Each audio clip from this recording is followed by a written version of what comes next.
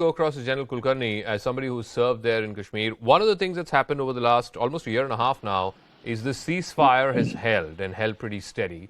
This is the first major attack that we are seeing in the last 18 months or so. And it's coming at a critical time. You have the SCO foreign ministers meeting that's coming up in the first week of May. You have this big G20 meeting that's coming up in Srinagar in the last week of May. How should India respond? Because it seems to be closeted by these two events. And is the ceasefire itself now under strain?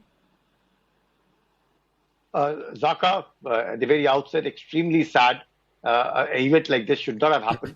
But now that Pakistan intends to do as an enemy and unfortunately again as a neighbor, there's nothing that we must condemn it. There is no denying the fact. If at all they intend to bring it to the notice of the world that it isn't a safe place, we must go ahead with the G20 event in Srinagar. We must go ahead with the SCO and expose Pakistan to these kind of nefarious activities that they're deeply indulging in.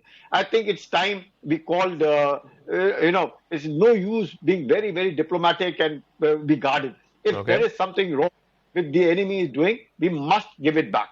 Having said that, let us also ensure that these kind of incidents don't occur whatsoever, wherever it is, because we have to be vigilant that there is no denying the fact that the Pakistanis trained terrorists, Pakistan has it. There is nothing that, if the government has decided, if the army over there has decided that they intend to bleed India with 1,000 cuts, that's it. They are our enemy. So how are we to treat them? If not unnecessarily wanting to be diplomatic and guarded and saying, no, they are our neighbors, let's be friends. Of course, who's denying it? But if they indulge in it, give it back to them in the same coin. But calling off events in Srinagar, calling off events in SCO, definitely no. We must, if they intend to say that it isn't a safe place, we intend to show it's absolutely safe and that Pakistan is using terrorism as an instrument of state policy. How else would, after all, Rajouri and Poonch are neighboring districts to the LOC. And if ceasefire is holding good, I think they're being used. The ceasefire is holding good and they're pushing in infiltrators to commit this kind of incident. And well, bad weather over there at this point of time. There is an OGW, there's no denying the fact that there are some overground workers in league with them. If this kind of a situation has been there for years on, we have to ensure that these kind of incidents don't occur and expose Pakistan under all circumstances. So let me ask Kuldeep Huda, who is the former DGP of Jammu and Kashmir. One of the things, and we've seen this, I think the Dangri attack happened just a few months ago. We had an attack again in October of 2021, if I'm not mistaken, around this same area. And, it seems to be now almost like a modus operandi where terrorists who are operating from the other side of the LOC, who are coming in and who are attacking, either Indian Army personnel or other strategic interests, they seem to be moving away from urban areas and are moving into these areas that are close to densely forested sort of jungles. Yesterday's attack as well, they came in from the jungles. We believe that the ambush had been laid for a while. They were in waiting for a while, come, attack the truck, and then disappear back again into the jungles. Is this now some kind of a modus operandi?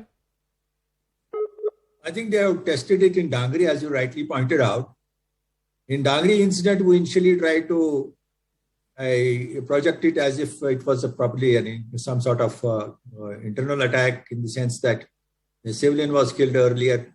And after that, it gradually became clear that it is some part of their border action team from Pakistan. In it, because the Dangri terrorists could never be found. They had probably crossed from LOC, carried out the attack and went back also. Now, this looks like most likely to be a repeat of the similar incident. Now, Pakistan believes and practices terrorism, that's well known.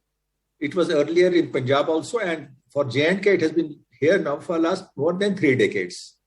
Now, the question remains that how do we respond to it? Well, first of all, look at our own internal mechanism. In this incident, they have been able to breach 3 lines of defense. The first line of defense is the LOC, they have been able to breach. The second is the area domination, which is the CI grid, which is in charge of the area domination. They have been able to breach that. And third is the ROP, the road opening party. They have been able to breach that also. Whenever there is any movement of the security forces, the road opening party is put there. Okay. Now, it's for some introspection from our side also. We can't, blaming Pakistan is very easy, and that we have been doing. They have to be paid back in a much bigger way than what the damage they are inflicting on us. That question still remains. Probably the action like Udi strikes or something more than that, that should be an adequate response. As far as calling off the SCO meeting is concerned, we'll be playing in their hands. That's what they exactly want. They want that meeting should be called off. And if we call it off, it will be exactly playing in their hands. That's my personal opinion. But as Mr. R.P. Singh pointed out, it's a diplomatic and a political decision finally. Okay.